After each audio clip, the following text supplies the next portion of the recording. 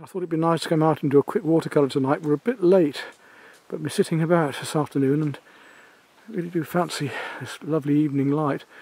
Could even paint that going towards there rather than the water, which is quite nice. But I do like the look of these reflections here, and through here. It's just finding a composition is the problem. Although this is quite nice here, so I might give it a go just here, I think. Right, we can have a go at this watercolour here just for about 10 or 15 minutes, I think, at this rate. The sun's just going down behind the trees.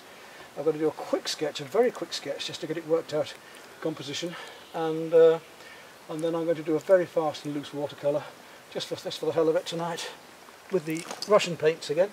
Right, so I've got a basic composition worked out here now. I'm going to bring that tree through there, arch here. That's the water down here at the far side. The river through here. Little mixing palette on my lap, and I'm going to go straight for the light yellows and the light colours to get them blocked in fast.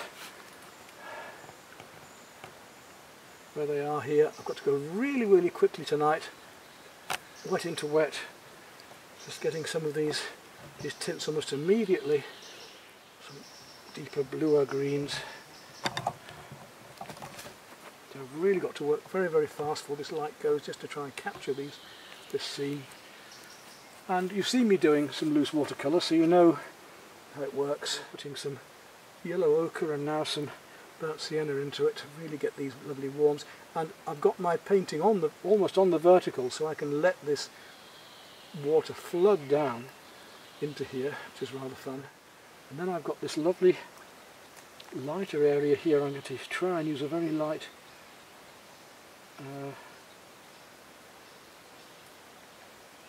a little bit of almost magenta across here, with some blue going into it in just a minute. Very light just across there on the beach edge.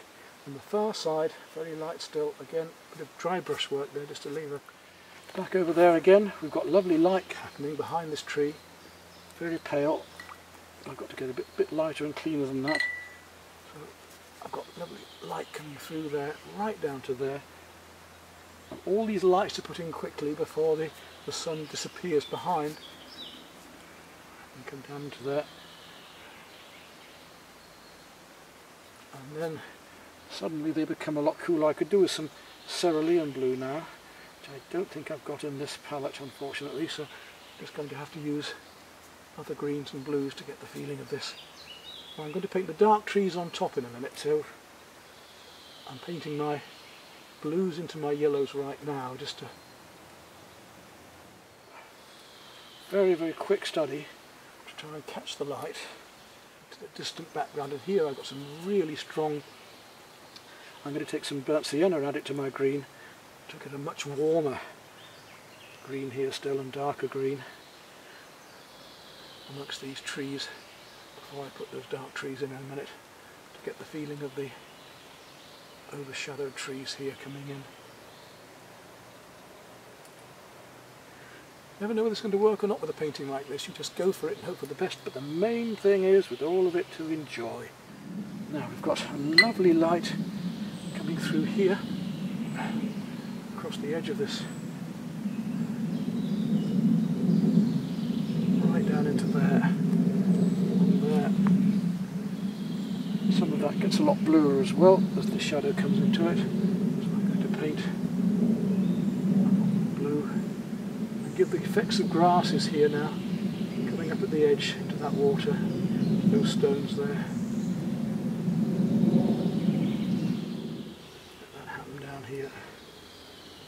Browns and the reds together, a bit more of that burnt sienna into there to make it a bit warmer. Make these warms come up and through into here. I'm almost ready to start on my trees, so I've really got to get these dark trees in. I'm sticking with the one brush at the moment. Now these things here have now dried off a bit, so I can come back and start to pick out some of these pebbles here and make them sharper against the water's edge look. By using the wet on the dry now, I can bring out all these little pebbles and stones, and you see how that works light against dark, cool against warm, and rough against smooth back here. And it starts to bring out the softness of that. Go back to my greens. Here, we've got the leaves coming in here. Just indications. I want to paint my trees in. We've got some lovely lights in the trees as well. So I'm going to take my yellow again, my should have left some of these lights behind really. Some of my cadmium orange, very deep chrome yellow, and while the paint's still wet like this, I can paint these through it and they'll lift a bit of paint just slightly, right down through into there, up through here. Painting some of the background trees, I want a little bit of warmth into it, so I'm going to add a little bit of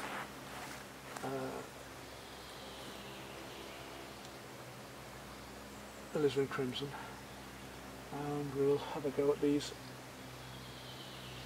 Hopefully the paint's dry enough now to do this. If the paint was still too wet I wouldn't be able to do this because it would just spread everywhere. Right down into here. Now I'm going to go darker than this in a minute. I just want to get these background trees in. In just a moment. I want to just get this feeling of this tangle of branches in between these layers of leaves back here. So now I'm really starting to pile some colour in with lovely deep warms against the just the tip of the brush, and that's the beauty of these filberts, these oval mops, is that we can use the tip of them or we can use the flat of them to make wider or thinner lines as we require. Right, I want to come back into this a bit more now with the textural greens up here, because I didn't finish my greens there, and that should mean that the paint behind will look a lot smoother and more distant.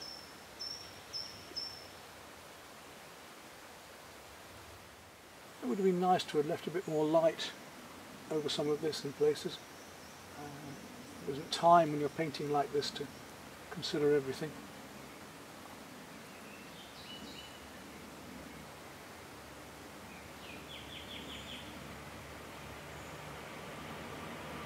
Painting on plein air at this speed, you haven't got time to stop and consider, you've just got to get on with it. If you just pick up some of this and darken it down a bit now here. Difficult for you to see this now because the sun's actually shining on half of the paper and not on the other half. So this half would be glowing and that half would be in the dark.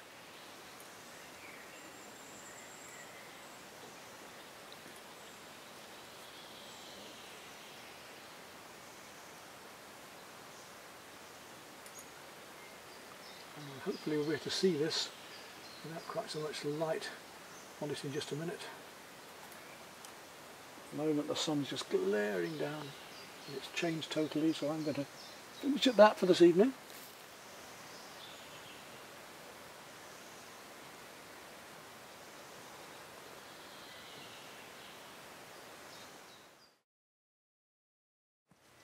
Well, there we are, last light and this beautiful view here, and it's so lovely just to come down and do a quick watercolour like that. What do we do, Dot? About 15 minutes? 20 minutes, so 20 minutes for a fast study like that. I should be doing pastels I think next.